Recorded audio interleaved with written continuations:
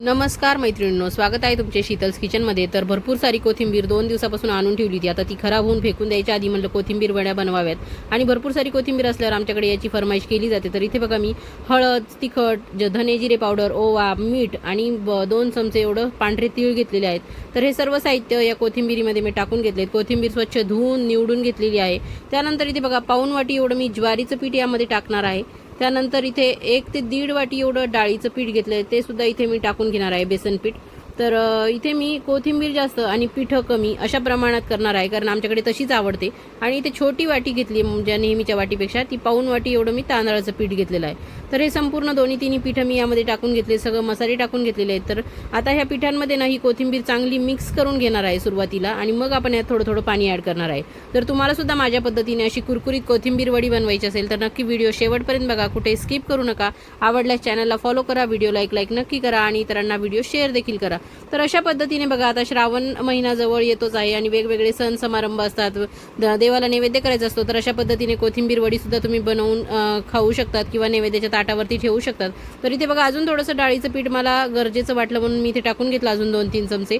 तर इथे मी आता बघा संपूर्ण पीठ या कोथिंबीरीमध्ये मिक्स करून घेतलं व्यवस्थित पद्धतीने, आणि यामध्ये आता थोडं थोडं पाणी टाकून आपल्याला हे पीठ भिजवायचं आहे, कारण की यामध्ये आपण ज्वारीचं पीठ पण ॲड केलं। एकदम भस्कन खूप सारं पाणी टाकू नका, नाहीतर खूप पातळ असं पीठ तयार होईल तुमचं आणि मग वड्या चांगल्या बनणार नाही। तर थोडं थोडं पाणी टाकून इथे आपल्याला हे चांगलं भिजवून घ्यायचं आहे। तर थोडं पाणी टाकलं आधी सुरुवातीला, भिजवलं, नंतर परत थोडं टाकलं आणि लक्षात आलं की लसूण ठेचून ठेवला होता, तो टाकायचाच विसरला, म्हणून तो इथे टाकून घेतलेला आहे। तर पुन्हा थोडंसं पाणी टाकलं आणि चांगलं इथे पीठ आपलं तयार करून घेतलं कोथिंबीर वड्यांसाठी।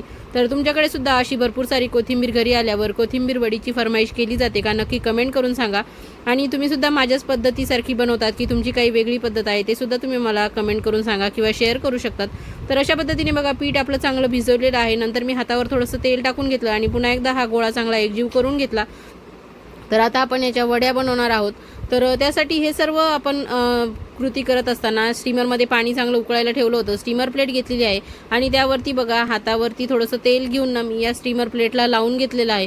तर अशा पद्धतीने तेल लावून घेतलं ना की ह्या वड्या ज्या आपण याच्यावरती ठेवणार आहोत वाफवायला, तर त्या चिटकून बसणार नाहीत। तर इथे असं तेल सगळं मी याला लावून घेतलेलं आहे आणि त्यानंतर आता ही स्टीमर प्लेट आपण बाजूला ठेवून घेणार आहे आणि राहिलेलं जो पीठ आहे आपलं, त्यातला थोडा पिठाचा गोळा घेऊन आपण लांबट आकाराचे असे रोल बनवून घेणार आहे। तुम्हाला जर असे रोल बनवायचे नसतील तर डायरेक्ट तुम्ही या स्टीमर प्लेटवरती ना हे यातलं अर्धं जे पीठ आहे ते व्यवस्थित असं पूर्ण प्लेटवरती थापून घ्यायचं आणि मस्त त्याला वाफवून मग चौकोनी आकारात तुम्ही वड्या बनवू शकतात, किंवा मग अशा पद्धतीने रोल करून छान गोल आकारातल्या आपण ज्या नेहमी पारंपरिक पद्धतीने करतो तशा वड्या तुम्ही बनवू शकतात। तर इथे बघा इतके माझे रोल तयार झालेले आहेत आणि मी इथे हे स्टीमर प्लेटवर ठेवून घेतलेले आहेत। तर इथे तुम्ही बघू शकतात पाणी चांगलं उकळत आहे स्टीमर प्लेटमधलं। तर इथे मी हे व्यवस्थित त्याच्यामध्ये ठेवून घेणार आहे आणि चांगलं 15 ते 20 मिनिटं वाफ काढून घेणार आहे, म्हणजे आतमधली सगळी पिठं चांगले शिजले गेले पाहिजे, कुठेही कच्चे राहता कामा नये।